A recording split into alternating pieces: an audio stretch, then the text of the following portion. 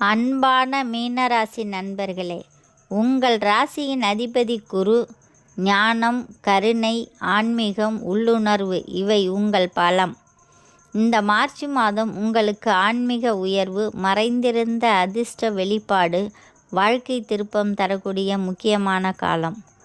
மாதத்தின் தொடக்கத்தில் மனதில் பல யோசனைகள், பழைய நினைவுகள், தீராத பிரச்சனைகள். ஆனால் மார்ச் நடுப்பகுதியிலிருந்து வாழ்க்கை திசை மாறும்.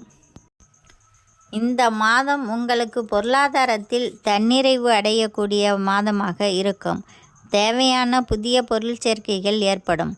புதிய மகிழ்ச்சிகரமான சுற்றுலாக்கள் சென்று வரக்கூடிய வாய்ப்புகள் ஏற்படக்கூடிய அமைப்பு உள்ளது. இந்த மாதத்தில் அதீத பொருளாதாரம் உண்டு. மாணவ கண்மணிகள் பிடிவாதத்தை விடுத்து ஆசிரியர்கள் சொல்வதை கேட்டு நடப்பது சிறப்பை தரும். குடும்பத்தில் சற்றே கூடுதல் கவனமுடன் இருக்க வேண்டிய மாதம். உற்றார் உறவினர்களால் மனச்சஞ்சலம், வருத்தம், குழப்பம் உருவாகும். குடும்பத்தில் வாக்குவாதங்களை தவிர்ப்பது, உணர்ச்சி மிகுந்த வார்த்தைகள் தென்படுவதை வராமல் பார்த்து கொள்வது சிறப்பு. தொழில் திறமைகள் கூடும். வெற்றிகள் தன்னிறைவே வந்து சேரும். வெற்றிகரமான மாதம். தாராளமான பணவரவு தரக்கூடிய மாதம். வேலை வாய்ப்புகளில் இருப்பவர்களுக்கு அதிகமாக வேலை சுமை உண்டு. பணிச்சுமை அதிகரிக்கும். அலட்சியம் கூடாது. மன அழுத்தம் உருவாகின்ற பொழுது இது ஓய்வை நாடி பணியை தொடர்ந்து செய்ய வேண்டும்.